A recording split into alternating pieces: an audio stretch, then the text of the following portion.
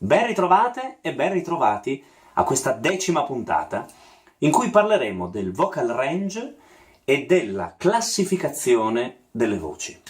Allora, innanzitutto, che cos'è il vocal range? Il vocal range sarebbe l'estensione completa di una voce dalle sue note più basse alle sue note più acute, che spesso, secondo me, viene utilizzato erroneamente per definire una voce. A mio parere, invece, il vocal range ci dimostra potenzialmente cosa potrebbe essere una voce, cosa potrebbe offrirci, ma non esattamente che cos'è. Quindi, su che cosa dovremmo basarci noi cantanti o i direttori di un coro che devono scegliere un cantante? Su cosa bisognerebbe basarsi per capire esattamente che voce abbiamo davanti?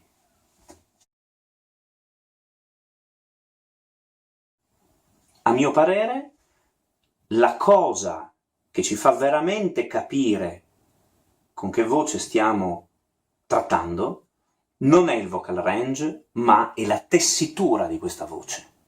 Che cos'è la tessitura? La tessitura è la zona in cui questa voce canta più spesso, in cui i pezzi che affronta girano continuamente intorno a quelle note lì.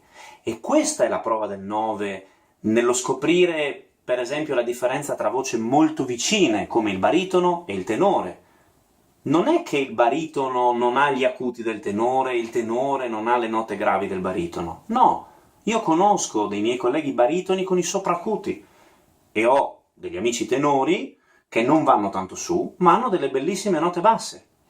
Ma questo, il fatto di avere delle note basse, non li rende tenori, e il fatto di avere dei sopracuti non rende i baritoni dei tenori. Cos'è che li rende tali? E dove stanno più comodi, dove riescono ad insistere più spesso senza affaticarsi. Quindi la tessitura.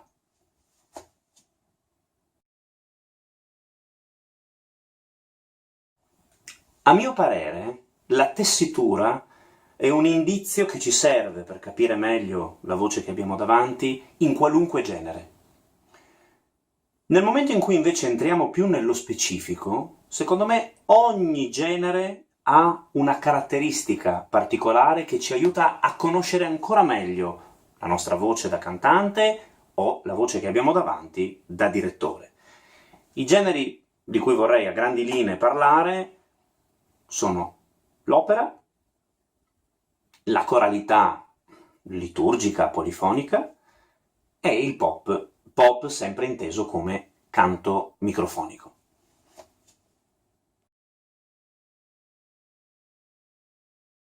Oggi c'è molta confusione, perché si cantano quasi tutti i generi con il microfono. Mi viene in mente soprattutto l'opera. Ora, un tenore operistico che canta con il microfono non è per forza un tenore operistico, nel senso che cantare con il microfono opera non ci rende dei tenori operistici. Cantare in teatro senza amplificazione e fronteggiare un'orchestra e uscirne vincitori, questo ci rende dei tenori operistici.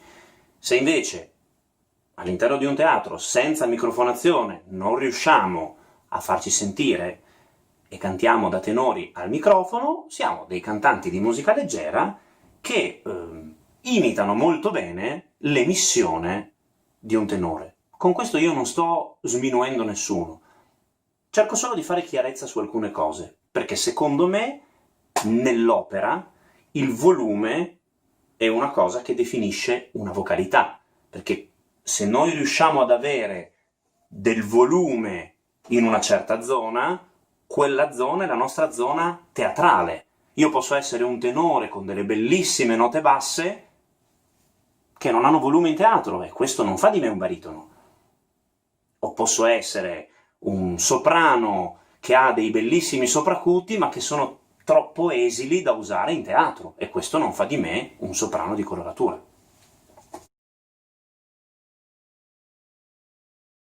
Nel mondo della coralità liturgica o polifonica, invece, secondo me, una caratteristica tipica che definisce determinate voci è l'abilità nel gestire dei registri. Per esempio, molti tenori primi, per mia esperienza diretta, molti tenori primi di cori liturgici sono molte volte dei tenori secondi o addirittura dei baritoni primi che sanno gestire molto bene il falsetto, mentre molti tenori secondi dei cori liturgici sono dei tenori primi potenzialmente da coro d'opera che, non avendo tanta dimestichezza con il falsetto ma cantando sempre di petto, hanno un'estensione più ridotta e più fatica nella salita agli acuti.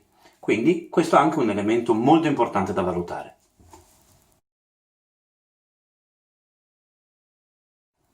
Nel mondo del pop, quindi in un mondo microfonico invece, una cosa che può definire una voce, penso adesso per esempio nell'ambito del pop teatrale, per esempio del musical, è il colore della voce.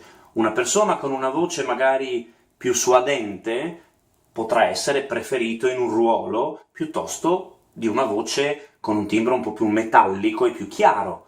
Però, per esempio, all'interno del mondo dell'opera, in cui, ribadisco, secondo me la cosa importante è il volume, non è detto che una voce chiara sia per forza una voce leggera, perché il mondo è pieno di voci chiare ma voluminose, e non è detto che una voce scura sia una voce grande. Quindi ricordiamoci sempre bene tutte queste caratteristiche per capire che voce abbiamo davanti.